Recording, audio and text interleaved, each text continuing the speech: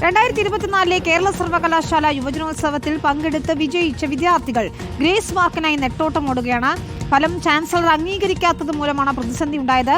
ഫലപ്രഖ്യാപനത്തിൽ അട്ടിമറി നടന്നു എന്ന പരാതി ഉയർന്നതോടെയാണ് VC തീരുമാനം ചാൻസലർക്ക് വിട്ടത്.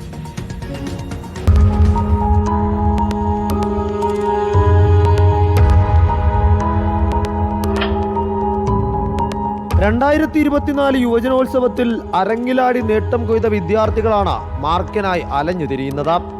ഗ്രൂപ്പിനങ്ങളിൽ പങ്കെടുത്ത് വിജയിച്ച 800ഓളം വിദ്യാർത്ഥികൾക്ക് ഇതുവരെയും ഗ്രേസ് മാർക്ക് ലഭിച്ചിട്ടില്ല. ഗ്രൂപ്പ് മത്സരങ്ങളിൽ ഒന്നിലധികം വിജയികൾ ഉണ്ടായതോടെ ഫലപ്രഖ്യാപനത്തിൽ അട്ടിമറി നടന്നുവെന്ന ആരോപണമുണ്ടായി. പിന്നാലെ പരാതിയുമായി വിദ്യാർത്ഥികൾ ഹൈക്കോടതിയിലെത്തി. സർവകലാശാലയോട് ഫലം പ്രസിദ്ധീകരിച്ച സർട്ടിഫിക്കറ്റുകളും ഗ്രേസ് മാർക്കും അനുവദിക്കാൻ കോടതി നിർദ്ദേശിക്കുകയും ചെയ്തു. പക്ഷേ ഇതുവരെ ആർക്കും മാർക്ക് കിട്ടിയിട്ടില്ല.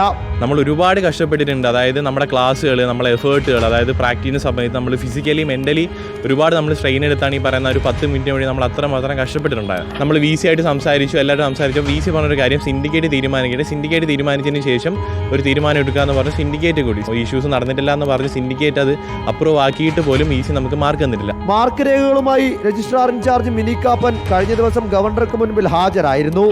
ഗ്രൂപ്പിനങ്ങൾക്ക് ഒന്നിലധികം വിജയികൾ വന്നതിലെ പ്രായോഗികത ഗവർണർ പരിശോധിച്ചു.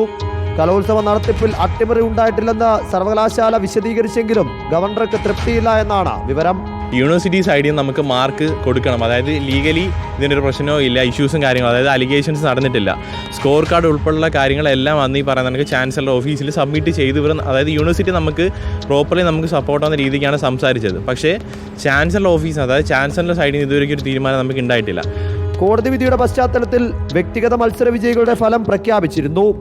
സർട്ടിഫിക്കറ്റുകൾ കിട്ടാൻ വൈകുന്നത് അവസരങ്ങൾ നഷ്ടമാക്കുമെന്ന ആശങ്കയിലാണ് വിദ്യാർത്ഥികൾ.